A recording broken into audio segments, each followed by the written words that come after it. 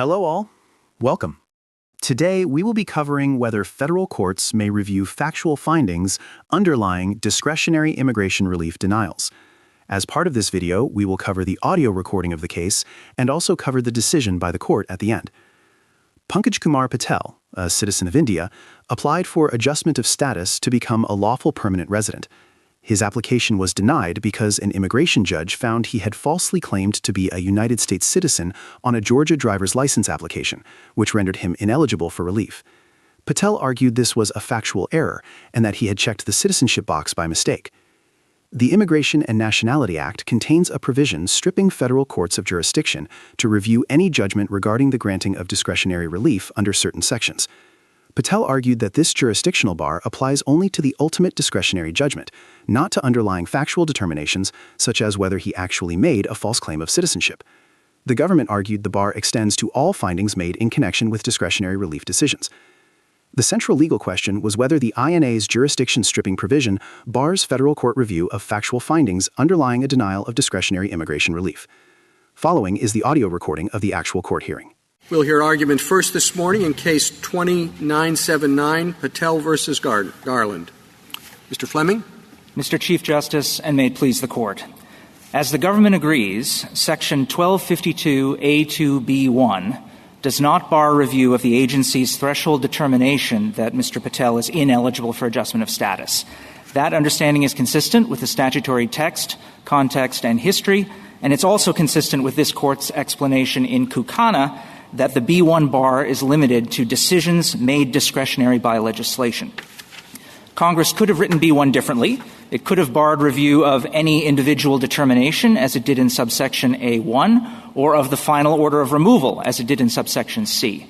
But Congress didn't use those words. It used judgment, and specifically any judgment regarding the granting of relief. And nobody has identified any instance in which the INA uses judgment in the sweeping way suggested by the 11th Circuit.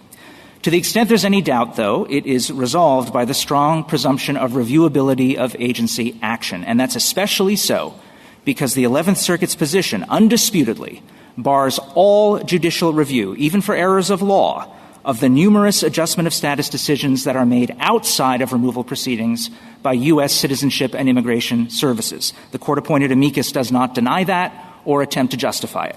That's enough to resolve this case.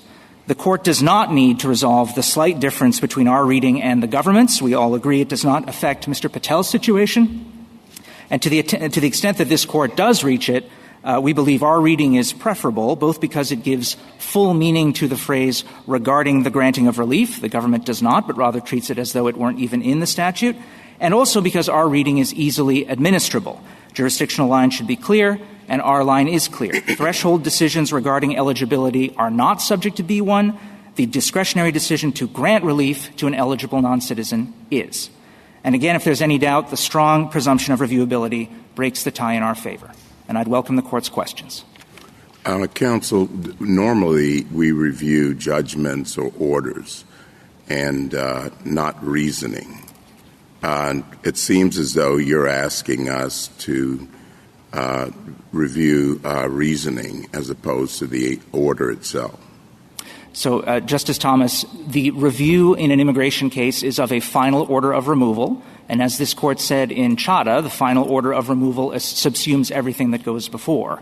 The question for purposes of interpreting the jurisdictional bar is what Congress meant by the phrase, any judgment regarding the granting of relief. Well, that seems pretty broad. Well, Congress in immediately neighboring sections used far broader terms. In the preamble to B, it says judgment, decision, or action, but then B1 only catches judgment, whereas B2 uses decision or action, which are broader terms. Subsection A1 talks about any individual determination, which is much broader. Had Congress wished to bar any possible determination that goes into evaluating an application for adjustment of status, it could have said any individual determination, any decision or action, or the final order of removal, which is in administrative law and certainly in immigration law, the final decision of the agency that includes everything that has gone before. So Congress if you wanted to accomplish what amicus argues, how would you have written it? any decision or action under sections and then the 5 types of removal, which is the language that Congress used in B2. It simply qualified it by saying the decision or action has to be specified by statute as in the Attorney General's discretion. And that is and there are other additional contextual clues, but I think those are the main ones. But I don't see any real difference between what you suggest would do the job versus what's already there. So there are 2 differences, Justice Thomas. One is the word judgment in administrative law and immigration law is used in a narrow way to mean a discretionary determination or discretionary decision. No one in this case, not the 11th Circuit, not the amicus, not the parties, have come up with any use of judgment in the INA that refers to factual findings or refers to judgment in the broad sense we would think of it under the Federal Rules of Civil Procedure. It's just not used that way in administrative law and certainly not in immigration law. Moreover, we have additional contextual cues. Most importantly, it's the reasoning that this Court employed in Kukana, because B2 uses any other decision or action, which links B1 and B2 together in a way that this Court said shows that both sections were directed to decisions made discretionary by statute. There is no way to reconcile the 11th Circuit's view with that language in Kukana. With respect to the 5 forms of relief that are enumerated, what is it that is specified as discretionary by legislation? It's not the eligibility factors. It's not whether someone like Mr. Patel is admissible to the United States. That is a factual issue or an issue of mixed law, in fact, that is frequently reviewable and, in fact, is reviewed because it is a basis for holding someone removable from the country. And if the government in this case had charged Mr. Patel with being removable because he misrepresented U.S. citizenship, it would have been reviewable. That very issue would have been reviewed on an appeal of the final order of removal. But because it was not charged as a removability ground, but simply as a bar to discretionary relief of adjustment of status, under the 11th Circuit's view, that very same issue was not removable. That, we think, must be incorrect, because Congress does not typically allow the jurisdiction of the federal courts to turn on the charging decisions of the executive. This Court said that much in Kukana. Mr. Fleming, just on this same line, I mean, are you saying that judgment regarding the granting of relief means what you say it means as a matter of just ordinary meaning, or are you saying that it's a term of art in the immigration statutes? And if so, which portion, is it the whole phrase, judgment regarding the granting of relief? Is it just the word judgment? I mean, what are you saying we should read your way, and why? Well, so there are a couple of answers to that, Justice Kagan. First of all, I think we would all agree, and the 11th Circuit agreed, judgment by itself in isolation can have several meanings. And so one needs to look at it in the context in which it is used. Regarding the granting of relief, we believe calls in the traditional distinction, which this Court has noted several times, going back to Foti versus INS and St. Cyr, that these discretionary grants of relief happen in 2 stages. First, there's a determination whether the non-citizen is eligible for relief, and those are not discretionary. Those are issues of fact, except to the extent Congress has specified them as discretionary, in which case they're not reviewable under B2. But then, once someone is found to be eligible, then the agency looks at whether to grant relief. And the granting of relief, this Court used that very phrase in St. Cyr, refers to the second stage decision. And do you have relief. Other places in the statute or in regulations where that phrase means what you're saying it means, which is, in other words, that it refers only to the stage 2 discretionary determination as opposed to the stage 1 eligibility determination? And again, I'm talking about this, judgment regarding the granting of relief or the granting of relief, whether that phrase is specifically used to invoke the step 2 determination as opposed to the step 1 determination? So I think the best example for that, Justice Kagan, is the asylum carve-out in B2, which does use the phrase the granting of relief. And it carves out of the jurisdictional bar of B2 the granting of relief under the asylum statute. And that must refer to the second stage discretionary decision whether to grant asylum to someone who is eligible for asylum. Why? Because the eligibility requirements for asylum are not specified as discretionary. So it would not make sense to carve them out of B2 because they don't fall within B2 by their own terms. The only thing that would otherwise fall under B2 and therefore needs a carve-out is the second stage discretionary decision by the executive to grant asylum to someone who is eligible for it. And that's why the granting of relief is used in B2. I think this court in St. Cyr uses the words the actual granting of relief on pages 307 and 308 of the opinion, which, of course, is not statutory, but it does show how that language has been used to distinguish the second stage granting of relief in the exercise of discretion as opposed to eligibility. There's also a provision that distinguishes the two with respect to the non-citizen's burdens of proof, and that's 1229A, subparagraph C4A, which talks about how the non-citizen has the burden to prove eligibility in the first place, but then separately also whether they're entitled to relief in the exercise of discretion. Sorry, you can finish. I was simply going to conclude, if I may, that at the very least, even if the court believes that that there are reasonable interpretations on both sides, we're talking about a situation that's governed by the presumption of reviewability. And so, we think that we're right in terms of the best reading of the statute, but at the very least, under the presumption which this court just as recently as last year called well settled and strong, that we think breaks the tie in our favor. Mr. Fleming, I'm just wondering, amicus says of both your interpretation and the government's that if you make all of the preliminary determinations reviewable, that the jurisdictional bar doesn't, or the bar to judicial review doesn't have that much work to do? How do you respond to that? So we think that's incorrect, Justice Barrett, and that's because before IRIRA, before 1996, the courts were reviewing the second stage determination whether to grant relief in the exercise of discretion. And we cite a number of those cases in footnote 6 of our reply that, reversed the BIA or the immigration judge on an exercise of discretion. And that is what Congress through B1 was trying to get rid of, was trying to say you can review, we believe, the eligibility factors. But once someone is found to be eligible, if the agency says, nonetheless, we are going to deny relief in the exercise of discretion, that is not reviewable, except, for purposes of subsection D, it restored the possibility of review for errors of law or constitutional errors. Well, then so that is the work understand. that's being done. Then I don't understand where your argument is going. If ultimately what you want is adjustment of status, right? Yes, Your Honor. And that's a discretionary determination. Yes. And you want that reviewed. You want that overturned. Well, isn't that right?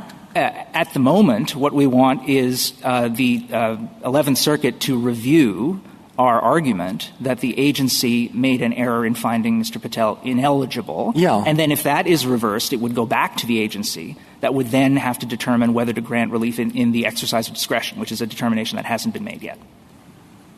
Do you know how many people apply for adjustment of status that are found eligible, but for whom the agency exercises, or the agent exercises discretion not to grant adjustment of status?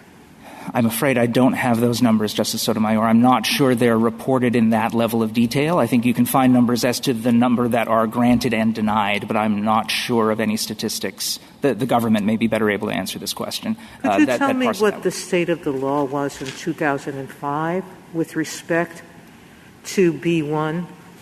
How had the circuits ruled up to that point? Before 2005, my understanding is most of the circuits had said that review was possible of factual determinations to do with eligibility, which is part of the acquiescence argument we make. Again, we don't think that's necessary, however, because, again, the focus would have been on 1996 and what it is Congress was trying to accomplish then. It's certainly true that Congress could have changed things in 2005 if it wasn't pleased with them. Mr. Fleming, I understand about the presumption of reviewability, but this area, the exercise of discretion by the Attorney General with respect to immigration and refugee matters, there is a presumption also that the discretion is broad and to an unusual extent compared to other areas unreviewable. Don't those two presumptions kind of cancel each other out and we're left with just reading the statute as it's written? I don't think so, Mr. Chief Justice, because we're talking about a situation where, we're not saying that the discretionary decision whether to grant relief is reviewable. We didn't even get to that stage in Mr. Patel's case. We're talking about the application of statutory factors that Congress has created, one of them being inadmissibility to the United States, which is the one that's at issue here. That's reviewable all the time because it is a ground of removal. And the mere fact that it was charged in this case as a bar to adjustment of status rather than as a ground of removal doesn't change the leeway that the BIA has to adjudicate it. It's still taking Congress's I think that's an argument based on the statute itself. I'm just suggesting that presumptions don't seem to me to give too much weight in this case because they do cancel out. Well, you don't dispute that there's a presumption in favor of discretion in the exercise of admission, removal. The breadth of discretion to the executive branch here is quite broad. I don't know that I would agree with that, Mr. Chief Justice. Certainly not when it comes to applying standards, factors that are either factual or legal that Congress has determined. I mean, this Court applied the presumption of reviewability in Cucana just last year in Guerrero-Las Bria. Those were interpreting these very same provisions. And there was no suggestion that the presumption had any less force in those cases or that it should have any less force here because the presumption implements the important separation of powers consideration that we don't assume that Congress is allowing the executive branch to have the last word on whether it's complying with congressional mandates unless there's very clear language. Thank you, Counsel. Justice Thomas, anything further? Justice Breyer? Why isn't the most relevant context here the review by a court of a decision by a lower-level tribunal?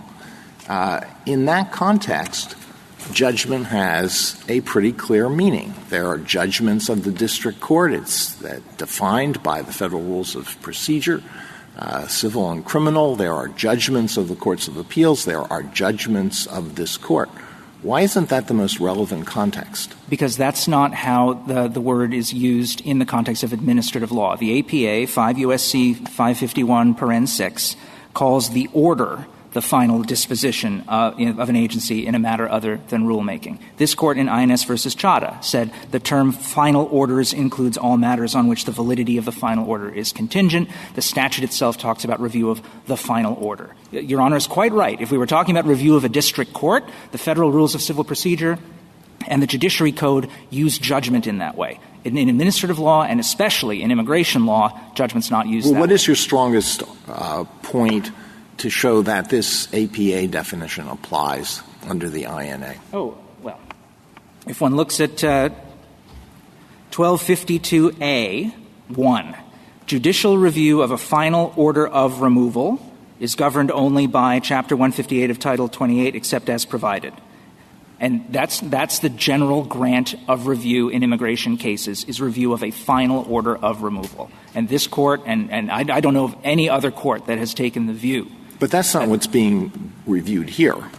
Yes, it is. Well, the adjustment of status is the part of that you're contesting. Well, that's the issue we have appealed because there was a concession of removability, but the immigration judge still entered a final order of removal. In this particular case, but the two things don't always go together. They generally do because under the zipper clause, 1252B9, appeal of all issues that come up in a removal proceeding are channeled into the petition for review. They generally do. They don't always. The only situation I can think of where adjustment of status would come up without a removal order would be in the situation where someone has, for instance, is here lawfully, is not subject to being removed. They're on a temporary visa, student visa, employment visa. They marry a U.S. citizen, and then they seek adjustment of status by filing an application with USCIS. And if that's denied, normally you would expect, again under the presumption of reviewability and also under the APA, that you would file an action in district court to challenge the legality of USCIS's determination. This is a major flaw in the 11th Circuit's approach because the 11th Circuit would say you can't challenge that at all, even for an issue of law, because in their view, that is a judgment that is barred by B1. And the notion that Congress would have prevented any form of judicial review, even for legal error, in a vast quantity of cases where adjustment of status is sought from, is simply not plausible and would require much clearer language than we have here. Justice Sotomayor, anything further? Mr. Fleming, I think in response to Justice Alito's question, I'm not sure why it matters to your position very much what the word judgment means, whether it means the final determination, the official order, or something else. I mean, I understand why it matters to the government, but why does it matter to you? As I understood your position is just that the entire phrase, judgment regarding the granting of relief, refers to the Step 2 determination rather than the Step 1 determination. And whatever judgment means, whether it refers to the official order or some kind of discretionary decision-making along the way, or both, your position would still stand, wouldn't it? I think that's right, Justice Kagan. I was just trying to give Justice Alito's question a fulsome answer, and also to make sure that there was no confusion, that we didn't, to make sure that the Court recognizes that we don't think judgment as used here subsumes everything. We don't think that's a correct reading of how the word is used in immigration law. But it's certainly true that even if judgment means the ultimate final order, the thing that is made not reviewable by B1 is the judgment regarding the granting of relief. And we think that is the second stage determination whether to grant relief in the exercise of discretion to someone who has been found to be eligible for it. As opposed to the Step 1 eligibility determination. Step 1 eligibility determinations are reviewable. There could be a situation if Congress in the future wanted to say this one, we're specifying this as being in the discretion of the Attorney General, then it would be unreviewable under B2. But B1 has nothing to say about them. Justice Gorsuch, anything? In the removal context where this arises, I just want to make sure I understand the difference in the two positions. Everything related to the removal would be reviewable. And with respect to the denial of discretionary relief, legal questions and mixed questions, everyone in the room, I think, agrees would be reviewable, correct? I believe that's right, yes. So only questions of historical fact or questions of fact, I don't have to add the word historical, is the dispute here, review of those. Is that correct? Well, so as to the in the removal context. So not talking about denials of discretionary relief?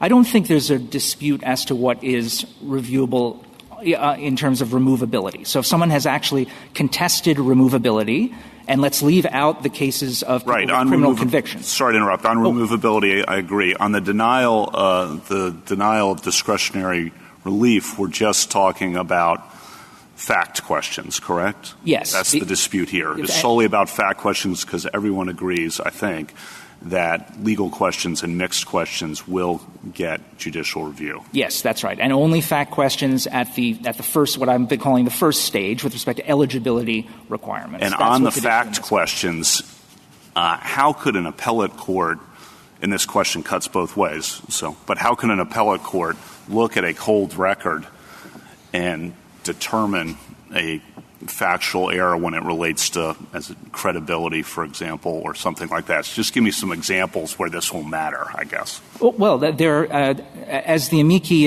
the American Immigration Lawyers Association and the EOIR judges point out, it's not uncommon. I mean, the standard is still substantial evidence, so most cases do fail on the merits. But it is not uncommon for courts of appeals to find serious problems with how the agency determines credibility. Credibility is, of course, a question of fact. This Court said this in Nasrallah. It's a factual issue that is reviewable on appeal. Deferentially, we don't dispute that. But, in this case, for example, we think that the credibility determination against Mr. Patel was sorely informed by the judge's misunderstanding of what was required in order to get a license in Georgia. And, that is an issue that we fully briefed to the 11th Circuit. It didn't reach it because it believed it lacked jurisdiction. But I think this will matter in not very many cases, but in the cases where it does matter, that is a very desirable result, because we do not want the agency to be making such serious decisions on the basis of anything less than substantial evidence. Thank you. Thank you, Your Honor. Justice Barrett? Thank you, counsel. If I might, Chief, I'm sorry. Sure. If they're going to get review in the removability context, why isn't that enough? Because of what happened in this case, Justice Sotomayor. In this case, for reasons that the government trial attorney could not explain when asked by the immigration judge, the government did not charge this inadmissibility issue, the misrepresentation of citizenship, as a ground of removability. That was only raised as a defense to adjustment of status. Had they charged it as a removability ground, we wouldn't be here because it would have gotten reviewed in that context. But so why does that matter? Meaning, is it because no one now will decide this issue? Unless this court reverses, no one other than the agency is going to decide it. The agency will have been the last word on an issue of inadmissibility, which is an issue frequently reviewed by the courts as either a fact question or a mixed question.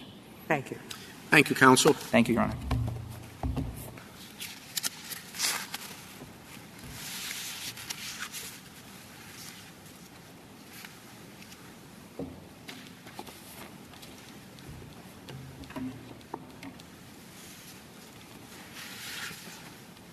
Mr. Rayner.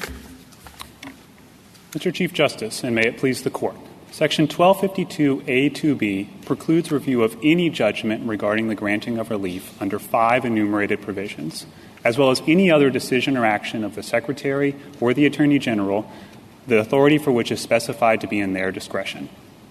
By its terms, that provision bars review of discretionary determinations, not non-discretionary determinations like the question of fact at issue here. Petitioners now largely agree with that reading as a practical matter, conceding that even discretionary eligibility criteria will be reviewable under the second clause, if not the first. Amicus's principal counterargument is that questions of fact are unreviewable because they fall outside the scope of subparagraph D, which preserves review over questions of law. That argument fails because this case involves the scope of a different provision, subparagraph B, Romanet 1. This Court should reverse the judgment below and remand for further proceedings. Mr. Rayner, could you tell me how would the outcome, or in which cases would the outcome be different under your analysis as opposed to petitioner's analysis or approach? Justice Thomas, I think the main difference is analytical at this point. They concede, as my friend suggested this morning and in note 2 of their reply brief, that eligibility criteria, if they're specified to be in the Attorney General's discretion, will be unreviewable under the second clause. We would put those under the first clause. We think the first clause, with its phrase judgment regarding the granting of relief, is more naturally read to pick up those discretionary eligibility criteria, but there is an analytical difference. I don't want to put words in my friend's mouth, but it may also be that they think there is a higher level of explicitness required for what counts as being in the specified in the discretion of the Attorney General. One final question. We agree that if you asked Mr. Patel whether he checked the box in his application for a license in Georgia, we agree that's just looking at the application and determine a fact, right? You checked that you're a citizen. That's correct. Whether he checked the incorrect box is a question of historical fact. Okay. Now, whether or not he lied in checking the box, I want you to tell me why that is also a fact, as opposed to a determination that includes some discretion. I don't think findings of historical fact like that include any measure of discretion. There's a right answer and a wrong answer to this particular question. Did he tell a lie or did he not tell a lie? So how is that a fact? It's a fact because it's something about the state of the world at the time that he acted, and it can be determined either correctly or incorrectly. So it's exactly like checking the box? Yes. In our view, questions of subjective intent at the time an action was taken are the same as did he check the box or did he not check the box. But how can that be? Because it seems like credibility determinations, and Justice Kavanaugh alluded to this, require, in contrast to when you look at them at a cold record, require some element of judgment, right? Like looking at him, listening to his testimony, and drawing a conclusion, which requires the exercise of some discretion about whether or not Mr. Patel was telling the truth. It just seems hard for me to see why that's exactly the same as checking the box or not. I agree it may be a little more complicated of a factual inquiry. I don't think it's fair to say that it involves discretion, though. If the immigration judge were to determine, I think the evidence shows that this person lied, but I'm going to exercise my discretion to find that he told the truth, everyone would agree that that's impermissible. Questions of credibility are traditionally treated as questions of fact. If you look at Section 1229A, it specifies the different criteria that a court should consider in assessing credibility, and they're all factual considerations. Although I acknowledge that it's a slightly more complicated one than the question, did he check the box or not? Didn't you just give the answer in part by saying generally a judge doesn't say, I just think he lied. A judge gives reasons for why he thinks the person lies. And those reasons are supported by the record or not, correct? Correct. Yes, but that's why we think of them as facts. Every judgment doesn't necessarily mean discretion. Yes, agreed. And there are multiple meanings to the word judgment. Here, the statute uses the term judgment to include a discretionary component, and that's evident not just from the dictionary definitions that were contemporaneous at the time, although those did include a discretionary component. They define judgment as notion, estimate, opinion, but the statutory context also indicates that the term judgment here includes a discretionary component. The title says denials of discretionary relief. Even more critically, the second clause refers to any other decision or action specified to be in the discretion of the Attorney General or the Secretary. But isn't your argument that findings of fact never constitute discretionary, never constitute a judgment? Our position is that objective findings of historical fact will not constitute a judgment within the meaning of this particular provision. I'm not disputing that colloquially it might be used to refer to findings of fact, but the contextual cues here indicate that that's not the case. So you are not making the argument that simply looking at the dictionary definition of the term judgment is sufficient to support your position? No, Justice Alito. The dictionary definitions support our position. They do define this to have a subjective component, but they're not alone enough. And I think the most important contextual... Why do they support your position at all? Because any factual determination involves some exercise of judgment, doesn't it? Some involve questions about which no reasonable person could disagree, but many, like determination of credibility, involves consideration of a number of factors, and it's very natural to say, in my judgment, this person was telling the truth, or in my judgment, this person was not telling the truth, right? It is possible to speak in that way. The dictionary definition... Is there anything odd about speaking in that way? Well, the dictionary definitions at the time tend to have a little more nuance to the meaning of the term judgment. They define it in terms of subjectivity, discerning competing factors, weighing competing factors. And the INA similarly consistently uses the term judgment in this way. The INA uses the term judgment 12 times outside of this provision. 8 of those times it's referring to a court judgment, which wouldn't apply here. And then 2 of those times it's referring to a discretionary judgment. And it uses... What is your definition of a discretionary judgment? I think there it's just a bootstrapping example. Congress is just making absolutely clear that judgment has the discretionary component. What is a discretionary decision? What is your definition of a discretionary decision? A discretionary decision, in terms of identifying one for purposes of this statute, would be something that is value-laden, requires weighing of competing factors. There may often be a history of non-reviewability, as there is with the hardship criterion. It may be traditionally have been reviewed for abuse of discretion under Pierce v. Underwood, looking at those kind of factors. And sometimes there will be an express textual indicator that it's discretionary. For example, if the statute says, in the opinion of the Attorney General or in the opinion of the Secretary. Well, we treat a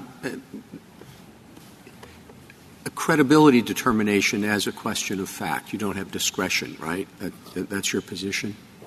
Correct, Mr. Chief. But can't you have people who, when they're making a judgment about whether an applicant is lying or not, somebody could say, I place a lot of weight on demeanor. I mean, if a person looks nervous or something, I tend to think she's more likely lying. And somebody else says, no, I don't do that. I don't regard it at all, because I think people applying for, this type of relief, they're going to be nervous. They're facing a lot of things. Now, isn't it an exercise of discretion what type of criteria you apply in determining what you say is ultimately a factual question? I don't think so, Mr. Chief Justice, and I don't think there's any dispute that credibility determinations would be non-discretionary fact questions. I don't want to get hung up too much on the colloquial meaning, though, because the statutory context here is very important. And the second clause, this Court interpreted in Kukana to cover, quote, the same genre of decisions as the first clause. In other words, decisions made discretionary by legislation. And the only way to read those two clauses together, as Kukana did in this case, is our interpretation. We read the first clause to be limited to discretionary determinations and to cover all discretionary determinations underlying the listed forms of relief. So I don't understand whether you've answered my question. Is what would you call it if somebody says, I put a lot of weight on personal demeanor, and somebody else says, well, I don't put any weight on demeanor. Isn't that an exercise of discretion in determining a factual issue?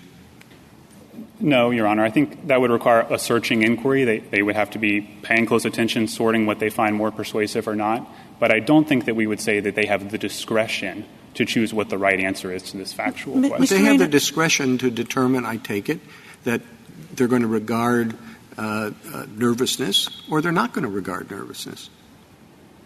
That's not typically how this Court talks about credibility determinations. When it talks about complex factual questions like this, it will review them for clear error or substantial evidence. It won't typically review them for abuse of discretion, and I think the same approach is appropriate here. Mr. Weiner, I think I'm a bit confused. The factual issue here is not the ordinary kind of was he lying in the legal proceeding, right, in which we usually say, oh, it's a credibility determination as to whether he was lying on the stand. The factual issue here, if I understand correctly, is whether he was what his intent was when he checked the box. So it's a question of historical intent. It's not a question of his credibility in the particular legal proceeding. Is that right? I agree with that, Justice Kagan. I don't want to run from the fact that the immigration judge did find his testimony to be non-credible. The judge did say that. But I agree with you. It is an objective question of historical But the factual issue at issue here is not that. It's what was his intent when he checked the box? Correct. Did he tell a lie? But he's asked questions about what his intent was, right? And that credibility comes into that, right? In terms of assessing the answer to this historical question, the immigration judge did consider his credibility on the stand. But he's always asked questions about a lot of factual issues, right? That doesn't make them any less factual. I agree. You know, did you check the box with a pen or a pencil, or did you know? I mean, the fact that he's later asked questions and his credibility is at issue doesn't make the underlying factual issue less factual. I agree, Justice Kagan. And nobody is suggesting that the Well, what are you agreeing to? I mean, I don't understand. Is it an exercise? You think no discretion is involved in examining credibility, which is a predicate determination in determining what you think the historical fact is, right? Credibility was important here in determining the historical fact. That won't always be the case, but I agree that Well, I know, but it will be an exercise of discretion, for example, if you think it is, the extent to which you think it is pertinent. Mr. Chief Justice, I don't think this Court has traditionally described credibility determinations as discretionary determinations. However, if the Court were inclined to go this way, to agree with us that this is limited to discretionary determinations, but to be unsure about whether credibility fell within that bucket, I think a remand would probably be appropriate here. That would be a second-order analysis. Because the first-line question is, does this cover discretionary determination? Yeah, all right. So, but look at the discussion you've just been having. What I don't really see is the virtue, legal virtue, of taking the government's position as compared with Mr. Fleming's. I mean, if those were the choices, what you seem to have done, think about this. Step one, step two is at least comprehensible to an ordinary person and even to a judge. Okay? I got that. And now what we're doing, we're going to have, like we have in the code here, about 8 pages of tiny print in some of these things about what goes before the Attorney General may. I'll grant you the may could be discretionary. And you want to throw in the box called discretionary, things like good character, extremely unusual hardship, etc. And who knows what else. We just have an example here. So all we're going to do is introduce, if we take yours, a new issue. And this new issue is going to be whether any of these words, and there are loads of them, fit within the government's idea of special discretion or not. And at that point, I foresee lots of arguments of this kind. Well, all we need to say is, wait a minute, B has to do with the step two kind of discretion. And if you look through all 5, you find in the first sentence of each of those 5 either the word discretion or at least the word may. You see my question? How did the government get to this point? I don't get it. Justice Breyer, respectfully, I don't think petitioner's position allows you to avoid this issue. They concede that certain eligibility criteria will be unreviewable under the second clause. So you're going to have to do precisely the same analysis simply under the second clause. I don't think that that's what they concede. They concede that under the second clause there may be overlapping judgments, but they would say the initial eligibility criteria are always reviewable. Now, if in the second stage, the Attorney General or the Secretary or whoever makes this decision, talks about overlapping issues, that's what they've conceded. But theirs is a very simple line. Step 1, eligibility, reviewable. Step 2, discretionary, not reviewable. Justice Kagan, with respect, their footnote says, subsection B1 does not strip review of first step eligibility determinations. Review of such a determination may be barred if it satisfied subsection B2's requirement. And I think I read that differently than you. I just read them as saying once you get to the step 2 stage, everything is not reviewable any longer. But the step 1 stage, everything is reviewable. I just don't think it's inconceivable that that's their actual position, because certain eligibility criteria are expressly in the Attorney General's discretion. To take inadmissibility as an example, in some cases, the non-citizen will seek waiver of inadmissibility at the eligibility stage. And that's in the Attorney General's discretion. The statute expressly says that. And if all step 1 questions are reviewable, that means courts would be able to review even waiver decisions. And I just don't think there's any way to read the statute that kind of thing is reviewable simply because it happens to fall under step 1. Okay. Justice Thomas? Justice Breyer? No, thank you. What is the mens rea requirement, if any, for the inadmissibility determination here? I don't have the statutory language in front of me, but my recollection is that it says someone is inadmissible if the person falsely represents being a U.S. citizen. Isn't that what it says? It does say that, Justice Alito, but it also says for a purpose or benefit, and the Board of Immigration Appeals has read that to mean that you have to make the representation for the sake of obtaining the benefit, so a mere mistake in checking the box. So the BIA has read in a mens rea requirement. That's correct, and we didn't challenge that below. I do want to make clear the difference between you and the petitioner is irrelevant to this case, correct? That's correct. We both agree that this particular fact question is reviewable. So the conversation we've been having is more on a theoretical level. I don't know that it's theoretical, Justice Sotomayor. I do think if this Court's going to draw a line between discretionary... But we don't have to. That's what you're telling us. On the facts of this case, we don't have to. I don't know that there's any way that this Court could hold that fact questions are reviewable without drawing some kind of a line based on the text of the statute. And but you're conceding here that these are facts. Yes, Justice Sotomayor, but the reason we think fact questions are reviewable is because the term judgment regarding the granting of relief only applies to discretionary determinations. Justice Kagan? Much of Ms. Behan's article rests on the meaning of 1252A2D, and essentially she says that ought to be read back into the provision that we're interpreting. It says that law questions, constitutional questions, are reviewable. The natural implication of that is that factual questions are not. What is your answer to that? Justice Kagan, structurally, that's not how the statute works. The statute establishes review bars, including this one, and then it carves out an exception in subparagraph D. And if a determination doesn't fall within the review bar in the first place, you never need to reference subparagraph D. So this was at issue in Nasrallah, for example. The determination there simply didn't fall within the review bar in the first place, so whether it fell within subparagraph D was irrelevant. If Congress had thought that there was review of these sorts of factual issues, wouldn't it have been concerned in adding that provision that the implication was to the opposite effect? I don't think so, because the provision actually says shall not be construed. So if anything, it's confirmatory of the existing circuit consensus.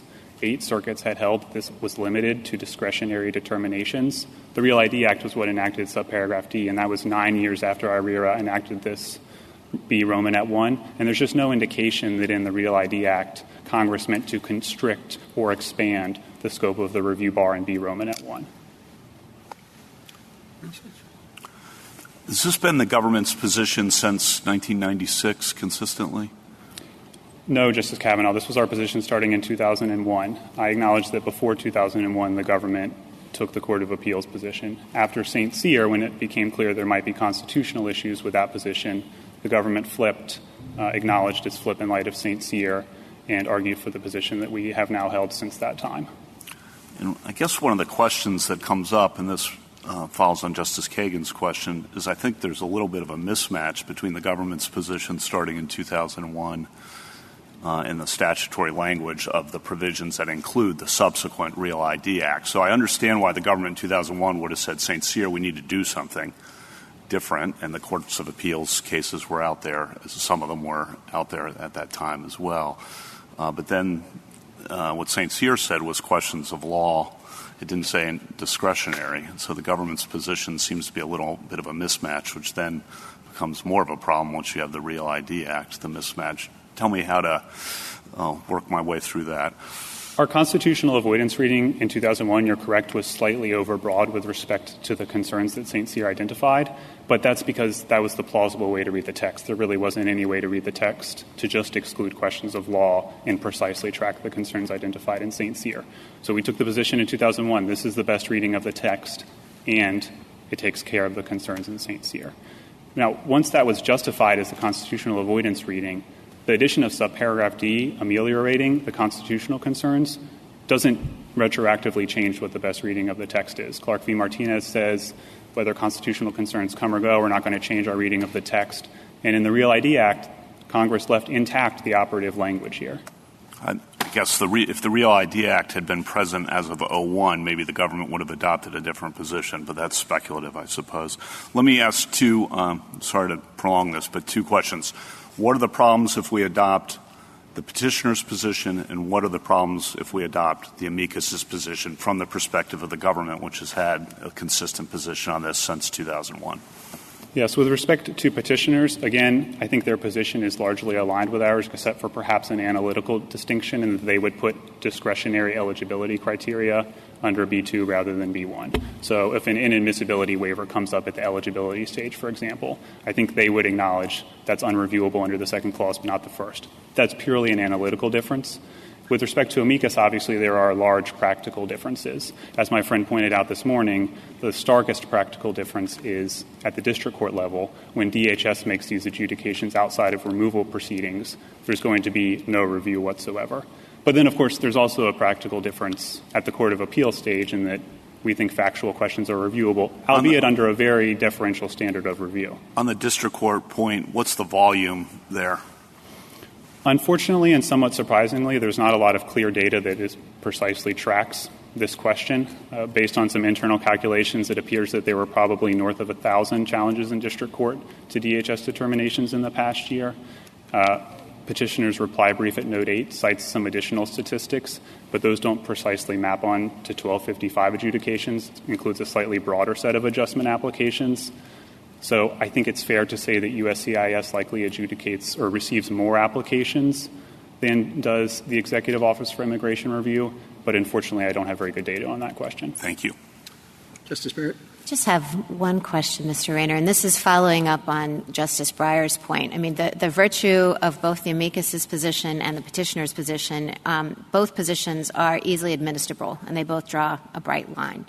I find treating the discretionary part, as Justice Breyer pointed out, it introduces complications for courts and have to figure out which bucket something falls into. And so, given that the bar also applies to judgments regarding cancellation of removal, can you just explain, how the court is supposed to decide whether the factor whether the removal would result in exceptional and extremely unusual hardship to spouse or child or parent? How does the court decide discretionary, non-discretionary? Isn't that also mixed fact, but also has some discretion mixed in? Your Honor, we would not agree that it's a mixed question of law and fact under Guerrero, but there is some question about that in the lower courts right now. In terms of identifying discretionary determinations, you would look to several factors. One is, does it include express discretionary language, like in the opinion of the Attorney General? The example you gave doesn't happen to include that language, but some hardship criteria, as for example under 1255, do include such language.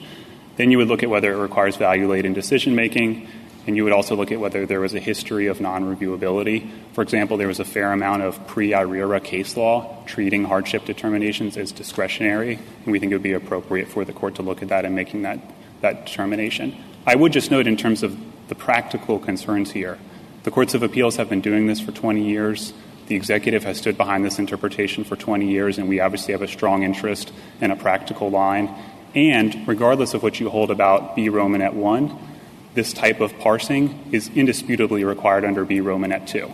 B Romanet 2 requires you to identify precise criteria and then determine whether it's discretionary or not. So courts are going to be doing this under one of the two provisions. Thank you. Thank you, counsel. Thank you.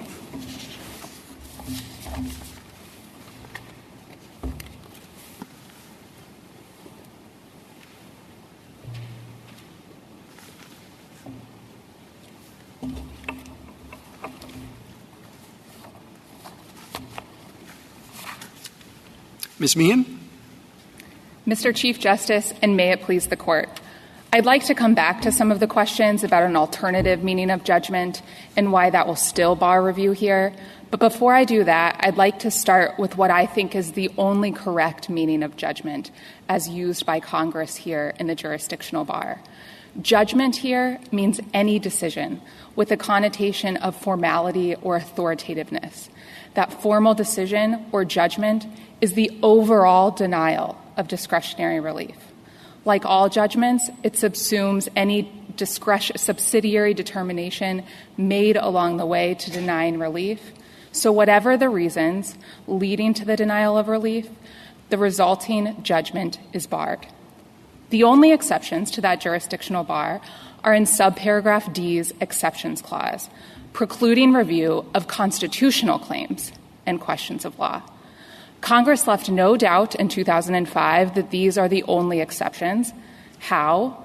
By also adding to the text of the jurisdictional bar. In the jurisdictional bar itself, Congress added, except as provided in subparagraph D, meaning except for constitutional claims or questions of law, no court shall have jurisdiction to review any judgment regarding the granting of relief.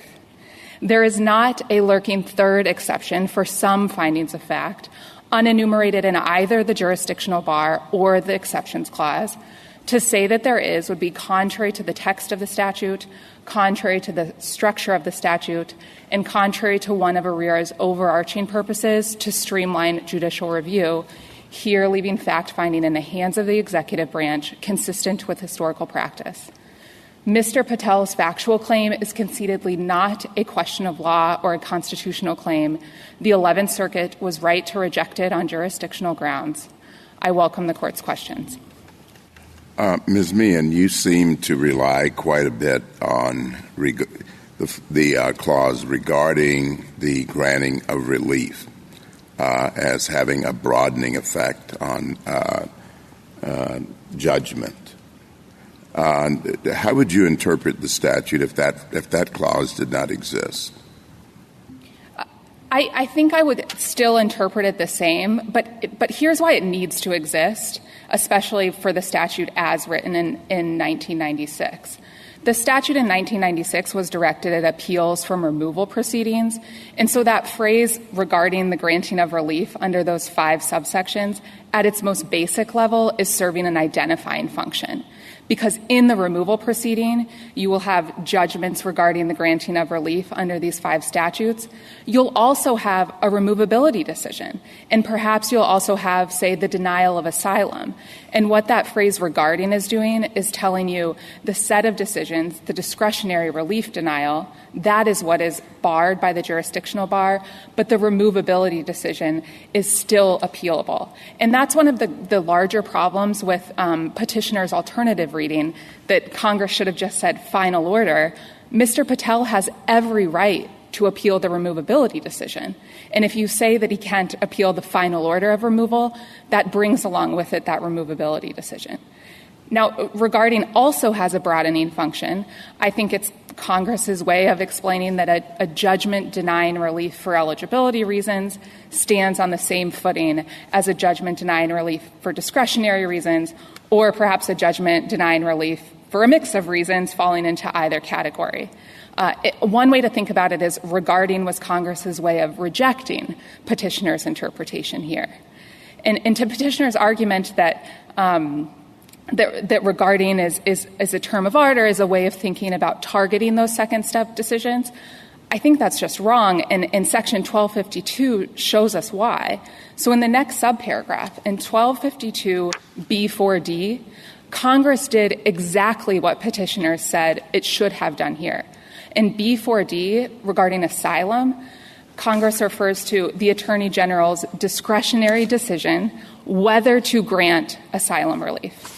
And that comparison between 1252B4D and the much more categorical language here in the jurisdictional bar, I think is the end of petitioner's argument. We don't assume that the language Congress used in B4D is that same regarding language we see here in the jurisdictional bar. Counsel, I don't understand your answer at all, because I don't see how your interpretation in the various subdivisions you gave us give any meaning to regarding the granting of relief whatsoever. Congress need not have specified any judgment in B1 as distinct from a decision or action in B2. Why didn't it just say any decision or action? If it used different words, judgment regarding, and it seems to me that if decision or action is as broad as you claim it is, then judgment regarding the granting of relief has to be more narrow. You can't make it broad at the same time, because otherwise they would have used identical language. Second, I'm not sure how we ignore neighboring subsections A and C that show when Congress wanted to strip jurisdiction broadly in the way that you wanted to. You wanted to strip both factual and legal jurisdiction.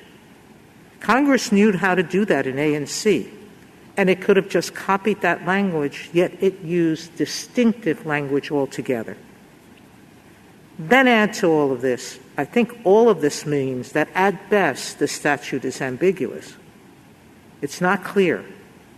And if it's ambiguous, I don't know what to do with the presumption favoring judicial review. That's so well embedded in our jurisprudence.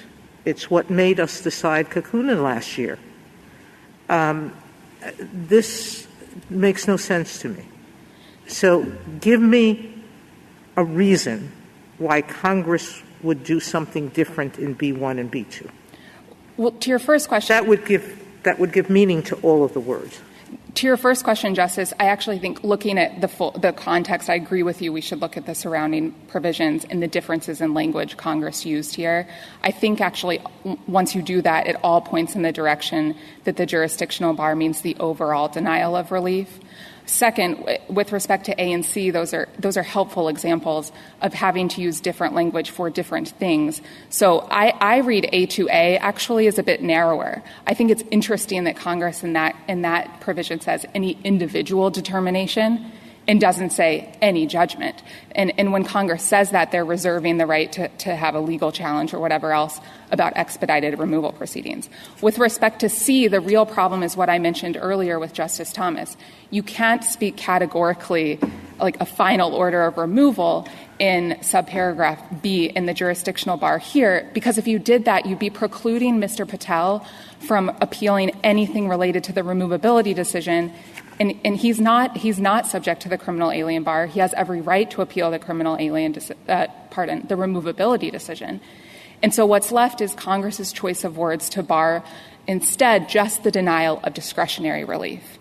And again, any judgment is much different here than the Attorney General's discretionary judgment, for example, in 1252B4D, or the Attorney General's discretionary judgment in 1226E, or the other examples that petitioner and the government point to where judgment is being used as the object of the preposition, in the judgment of someone.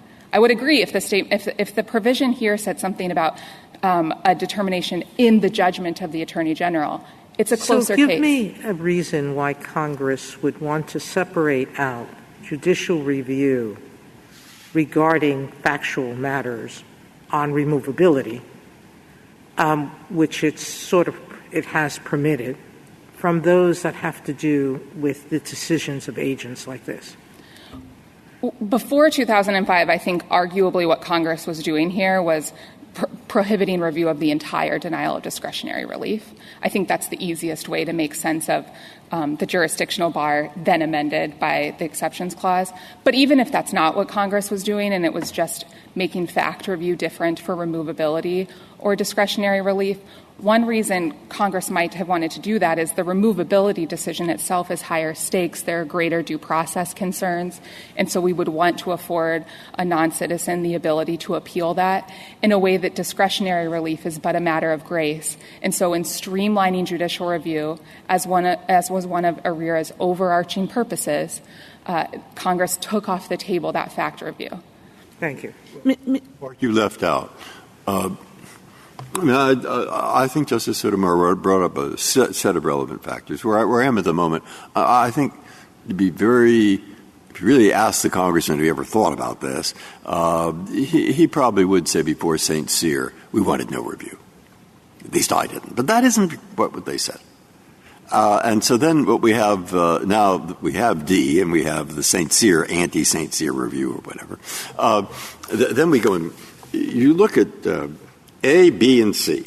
Okay, when I read it, the music of those words, look, any individual determination or to entertain any other cause or claim. God, it sounds like we really mean it.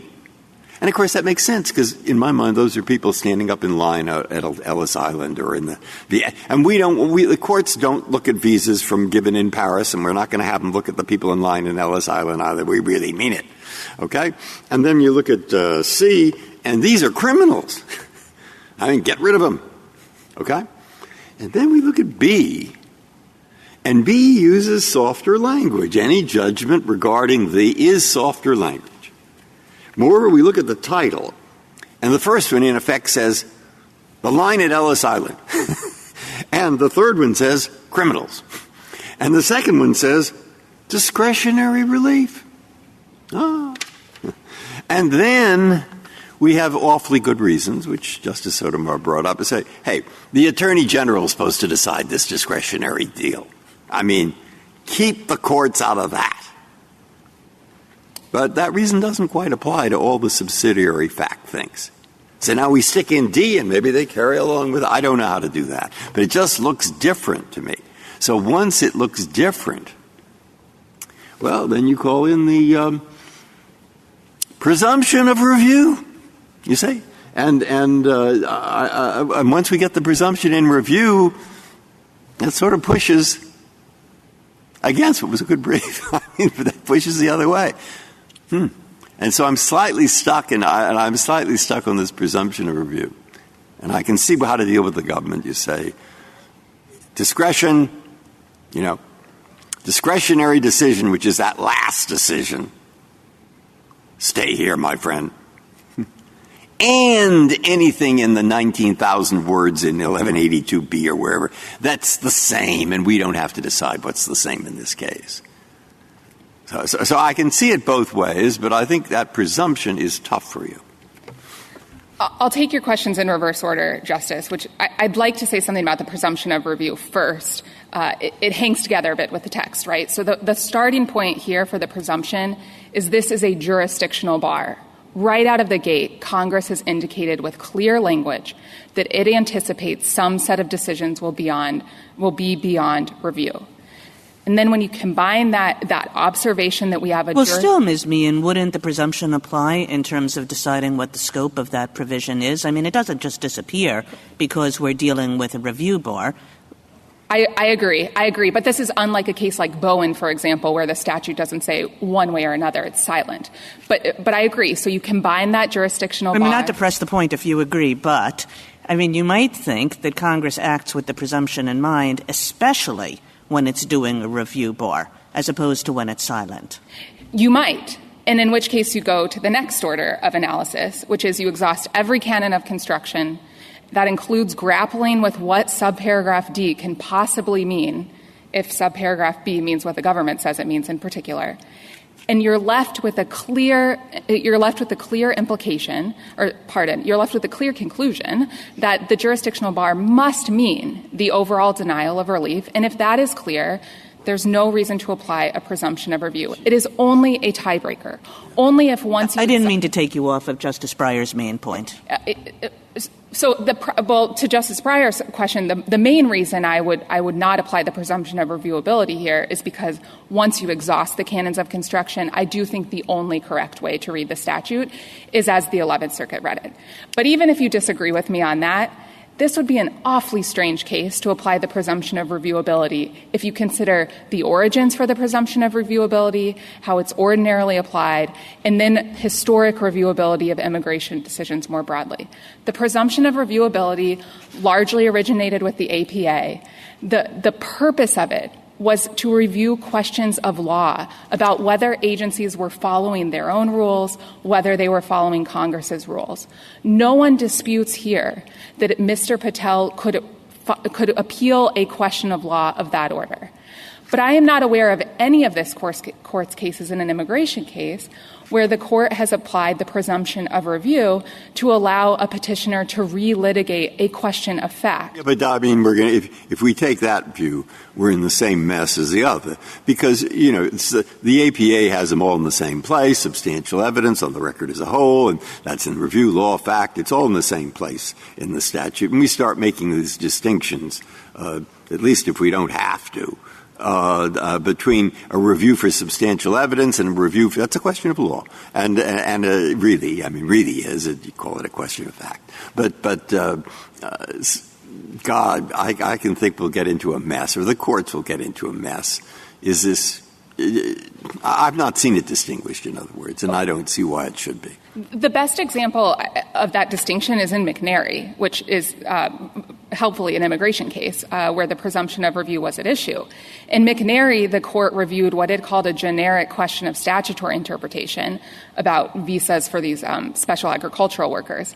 The court went out of its way in McNary to say, to be clear, we are not reviewing, no one has asked us to review the merit of the individual applicant's applications here. We are only reviewing the more abstract, the more generic question of what the statute means, and then we're leaving it to the agency to determine how to apply that in this case. And that is consistent with decades of this court's case law and other federal courts' case law, acknowledging that they take executive officials' facts as found. And the court's only role is to answer the questions of law that would arise. Actually say facts as found, even if not supported by substantial evidence? St. Cyr is the best. St. Cyr didn't deal with that. It dealt with the law, and it dealt with what you have to have in habeas. On page 306 of St. Cyr, the court actually distinguishes between fact review and these historical habeas decisions and questions of law. And I actually take that passage of St. Cyr to mean that if Mr. St. Cyr had come to this court with a factual dispute, the case would not come out the same. But that's habeas. It is habeas, and that is only more helpful here. So if it is true that this court was reluctant or unwilling or to review factual questions in a habeas case about an alien detained pending removal, then it must necessarily follow that it would be odd to apply the presumption of judicial review here for a denial of discretionary relief, a fact question about the denial of discretionary relief. Ms. Meehan, I want to clarify the scope of your position. So isn't it true that your position does lead to the conclusion that in district court, even legal questions are not reviewable? I think that is the right way to interpret the statute as amended in 2005. So before 2005, I actually don't think that was true. In 2005, one of the Real ID Act amendments was, if you look at pages 10 and 11 of my brief, Congress adds the phrase, regardless of whether the judgment, decision, or action occurs during a removal proceeding. And the courts of appeals are relatively uniform. That means a petitioner must wait until they're placed into removal proceedings to dispute a denial of discretionary relief. Now, I think that is an issue of Congress's own making and could be something that Congress could solve. There's a good reason why Congress wants that to be the case, which is exhaustion. But before I say more about that, I would like to address some of the statistics questions and put it all in perspective. So first off, this concern about USCIS denials being not being immediately reviewable affects only one of the 4 categories of discretionary relief in the jurisdictional bar. As best I can tell, it affects only adjustment of status. It doesn't affect cancellation or some of the inadmissibility waivers, including because something like cancellation or voluntary removal is only happening in the context of a removal proceeding. Second off, even for that set of adjustment of status applicants, the vast majority are unaffected by this. I think we're only dealing with a very small percentage. This year alone, the average approval rate for one of these USCIS adjustment of status applications has hovered around 87%. 213,000 adjustment of status applications have been granted this year. And of those 10 to 15% of cases of adjustment of status applications that are denied, again, there's good reason Congress expected those individuals to exhaust their administrative remedies before involving the courts of appeals. As Mr. Patel did here, he applied for adjustment of status with USCIS in 2007, 2008. Then he had a hearing before the immigration court. Then he had an appeal before the BIA. He has an opportunity to file a reopening motion within a certain amount of time. And only then does the 11th Circuit get involved. And again, this is, I think, what Congress anticipated by that amended text in 2005.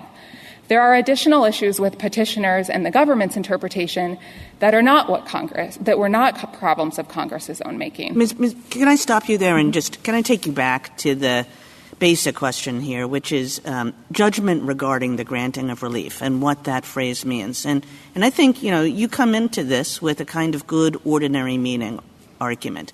I take Mr. Patel to be saying it's really not the ordinary meaning here. This is a kind of term of art that refers to the Step 2 determination as opposed to the Step 1 eligibility functions. And I'm just going to give you a bunch of places in which that language it sort of supports his argument and ask you for your response to it. So 1229A, which is the overarching statute governing how removal proceedings work, that statute basically breaks it down into 2 steps in just the way that Mr. Patel does and says the non-citizen has to prove that she satisfies the initial eligibility requirements. And then, this is number 2, with respect to any form of relief that is granted in the exercise of discretion, that she merits a favorable exercise of discretion. So the granting of relief is in that part. Then similarly, there's a regulation that breaks the relief down into 2 steps, and in that second step says it should be granted in the exercise of discretion, a phrase that does not appear in the first step, which is eligibility. And then Mr. Fleming, I think, cited 1252B4D, whether to grant relief under 1158A of the asylum title, which pretty clearly has to be about the second stage inquiry rather than any first step factual issues. Then, I'm sorry to do this to you, but we several times, we in St. Cyr, in Bagamazbad, in Pareda very, very recently, cases spanning nearly 50 years of immigration law, all of them distinguish between eligibility and the Step 2 discretionary determination, and all of them talk about the discretionary determination as being about whether relief should be granted. So using that exact same language, basically coming from the statute and appearing in all of our cases. So that's my question to you. Sorry. I'll try to hit each of them, and then please tell me if I don't. So I agree with you as a general matter. Certainly, the court has observed, and then the statute seemed to observe, that there are eligibility questions or issues, and there are discretionary issues. I agree with that. Often the reason that is so is the court here has had to make clear that those eligibility considerations are a floor, and that the Attorney General doesn't have discretion always to go beneath that floor. You can't grant cancellation, for example, to someone who has committed an aggravated felony, and that floor remains.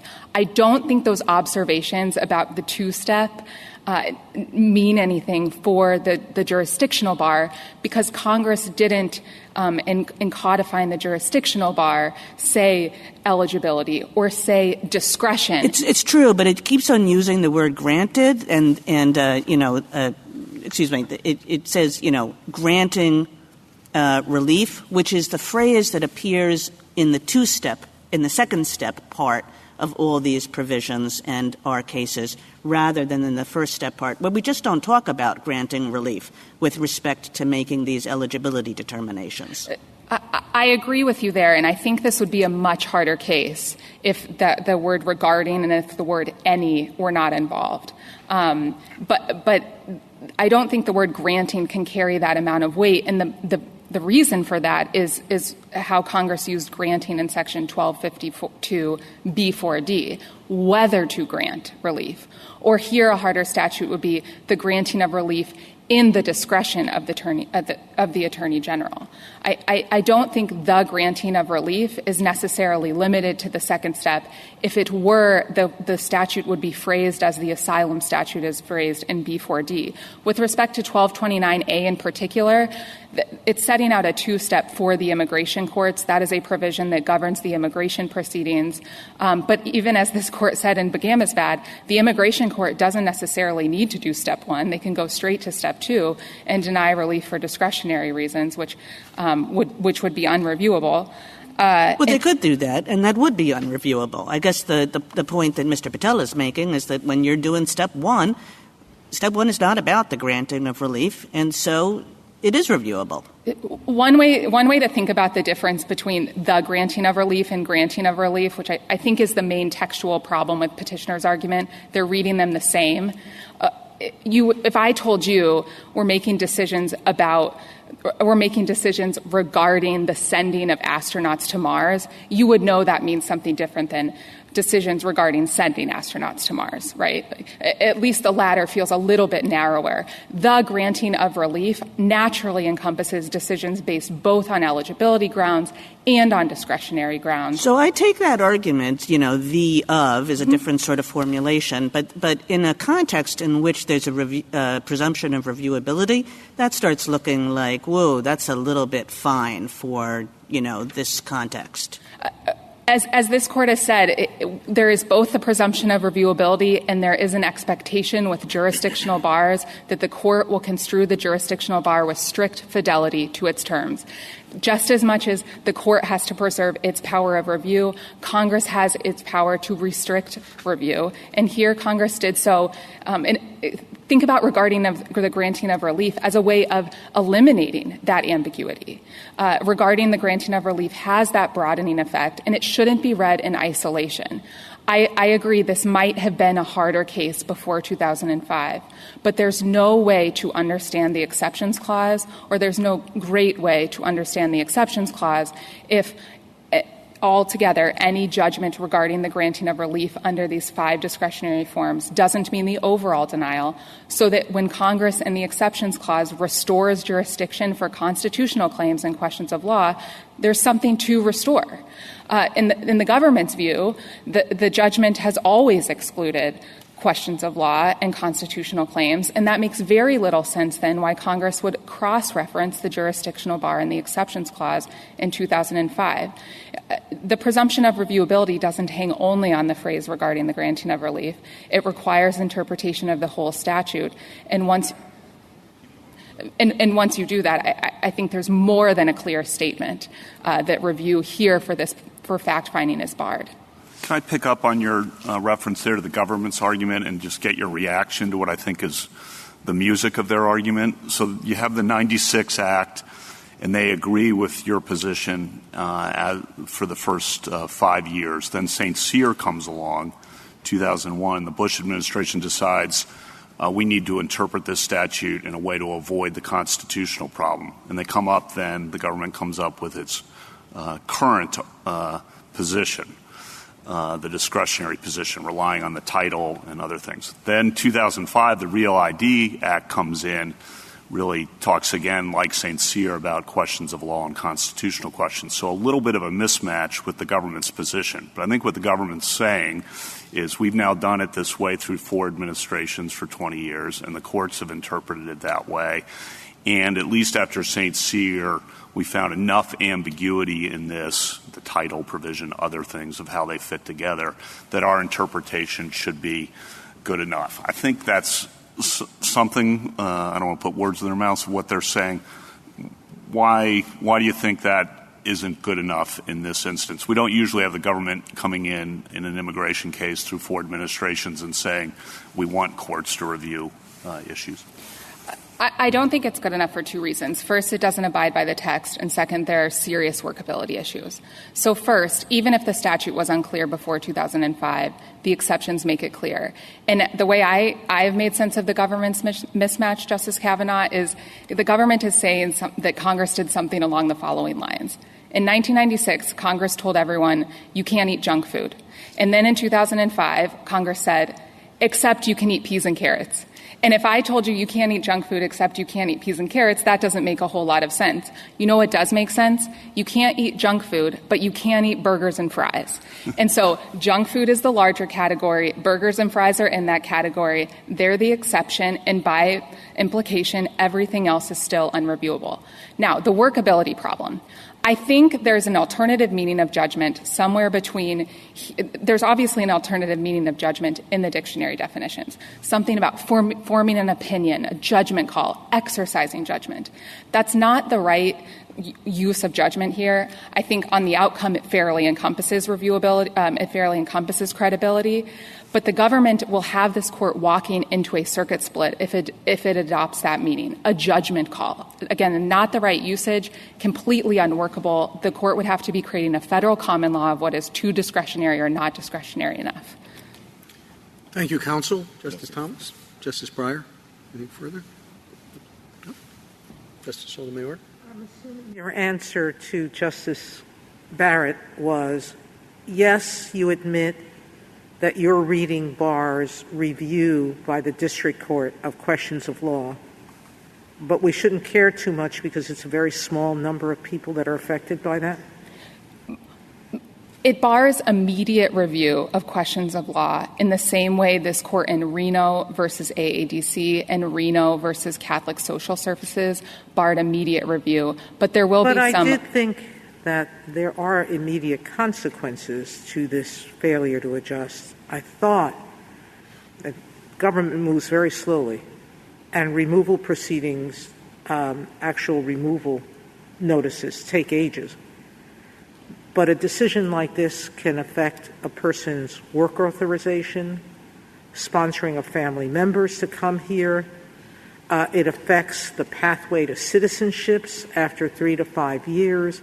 There's a lot of consequences to not having immediate review. I agree there are consequences. Those are consequences I think Congress anticipated in amending the statute in 2005. It could correct those. And I think the court's decision in Reno versus AADC is exactly on point here, where there were immediate constitutional claims, First Amendment claims and Fifth Amendment claims about the government's selective prosecution. And the court here held that those claims would have to wait.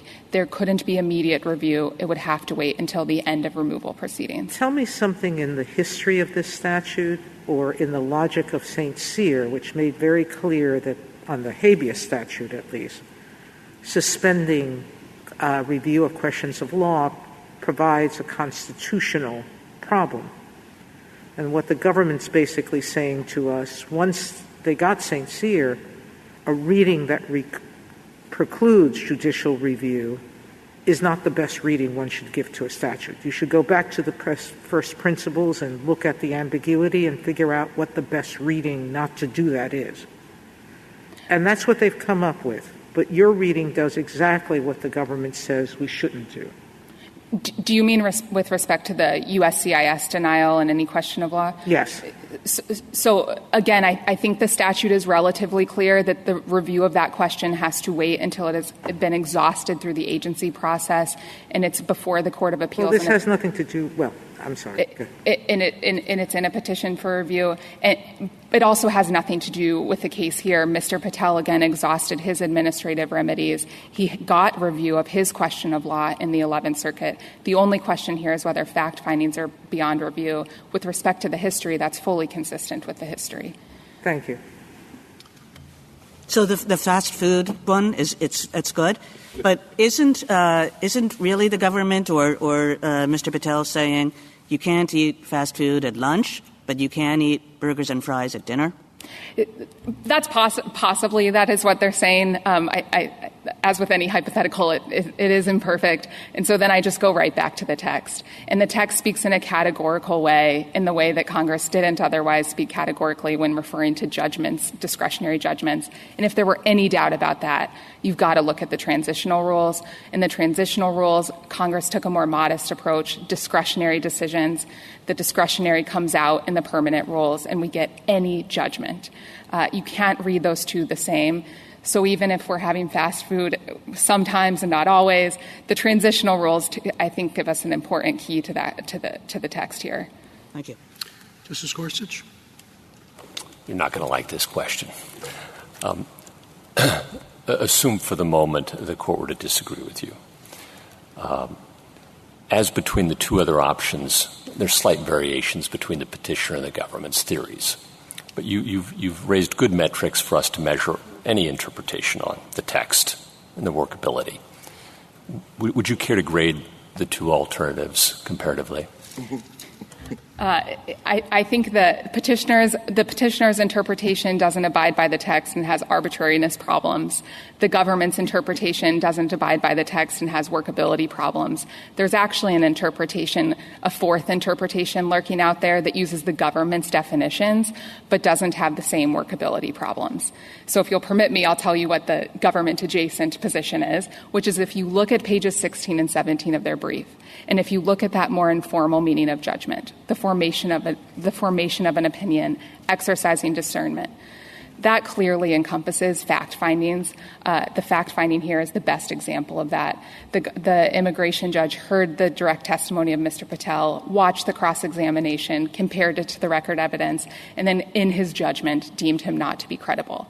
You could adopt that more informal interpretation. It's close to the government's, but it's not unworkable, so long as you agree that a credibility determination is a judgment and not a non-judgment, as the court says. Now, in context, considering everything else, I think that's a really difficult interpretation after 2005, but it's the second best alternative. That's the second best. What's the third and the fourth?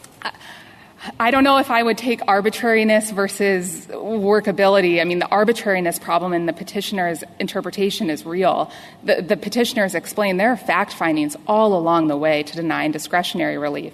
And the government says half of them are reviewable and the other half aren't reviewable. I think that's a difficult rule to adopt.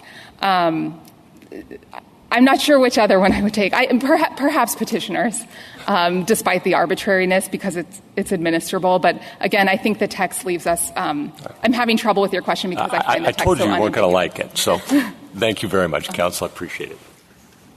Can I just pick up on your answer to the government's position, which were, as I described, the overall situation was one, text, and two, workability. So on text, if you give a forceful answer there, I think your argument is even after St. Cyr, they're scrambling, they do a new interpretation, maybe they get some leeway on constitutional avoidance, but once Congress responds to St. Cyr in 2005, the text is sufficiently clear that they no longer have the ambiguity hook to continue with that interpretation. Is that? I think that's exactly right. And one of the ways to think about this, the circuit courts before St. Cyr, is they were grappling with exactly what the government says. And what's nice about the 2005 amendment is Congress solves the problem for everyone. Congress says no discretionary, non-discretionary. There's no mention of it. But Congress says we're going to give you a line between constitutional claims and questions of law and everything else going forward. And importantly, other courts of appeals since then have abided by that line. I think that's a way to understand some of the confusion in 2001 that is no longer with us today after 2005. And then your other answer to the government's kind of overarching position was workability. I think they would respond, well, it's been 20 years now. It's out there in a lot of courts. We're getting along okay. You want to respond to that? I don't think the courts are getting along okay. And if you look at the Trejo decision from the Fifth Circuit that's cited, I think, in all the briefs here, that's the existing circuit split. It's the best illustration of the unworkability of the government's approach, where some circuits have said some eligibility determination is too discretionary. Other circuits have said, no, it's not discretionary. And then as I take footnote 5 of the government's brief, they think there's also somewhere in the middle where we can review some parts because they're not discretionary, but not other parts. And I think that itself illustrates the unworkability. Thank you very much. Thank you, counsel. Rebuttal, Mr. Fleming.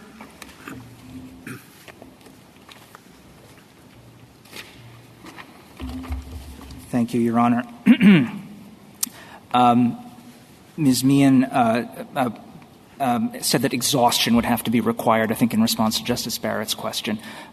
For people who are not removable, there is no further exhaustion. The American Immigration Lawyers Association brief gives the example of Dr. Abu Zaid, whose case is stayed in the D.C. Circuit right now, awaiting the decision in this case. He has an H-1B visa. He's working as a doctor at Augusta University Medical Hospital in Georgia. He is not going to go into removal proceedings. He's here lawfully. He's trying to get a green card so that he can have permanent status here as opposed to temporary status. There's no further exhaustion he can do. He has a final order of USCIS denying his application. The only way for him to get review of that is not under the 11th Circuit's vision of the statute, but under ours. Credibility is an issue of fact. In this Court's decision in Nasrallah on page 1693, the Court says those factual issues regarding a Convention Against Torture order may range from the non-citizen's past experiences in the designated country of removal to the non-citizen's credibility, to the political or other current conditions of the country. And the BIA in this very case referred to the issues as factual, reviewed for clear error. That's on page 106 of the petition appendix. Justice Kavanaugh raised the issue of the Real ID Act. I think what's important there is that the Real ID Act was reacting to the fact that St. Cyr had taken legal issues that were being pressed by people covered by C, who had qualifying criminal convictions, and put them into habeas instead of into petitions for review. Real ID fixed that, moved them back into petitions for review. But it did not change the situation of people like Mr. Patel, who are not subject to C because they do not have criminal convictions. Those people have always been able to appeal factual matters, before IRIRA and after. Real ID didn't change that. IRIRA didn't change that. Finally, to clear up any confusion about the difference between our position and the government's, and I don't think our position is arbitrary, with all respect to Ms. Meehan. Our position, I think, is pretty clear, which is that B-1 doesn't bar review of any first-step decision. Now, I think we admit, because I think we have to, that under the language of B-2, Congress could, if it wished, pluck out an individual eligibility requirement and specify in the statute that is in the discretion of the Attorney General. And if it were to do that, then there would be no review under B-2. And now I think Kukana supports this. However, that is not just a theoretical distinction from what the government is doing. There is a real practical distinction there. And that is because the government seems to think, as the colloquy has demonstrated, that some of the factors where the statute doesn't specify the Attorney General's discretion are somehow, according to some nebulous multi-factor test, sufficiently discretionary that they should fall under B-1. But the question then becomes a sharp one of administrability. How do you determine whether something is discretionary under their view of B-1? We think our line is clear. Theirs is not.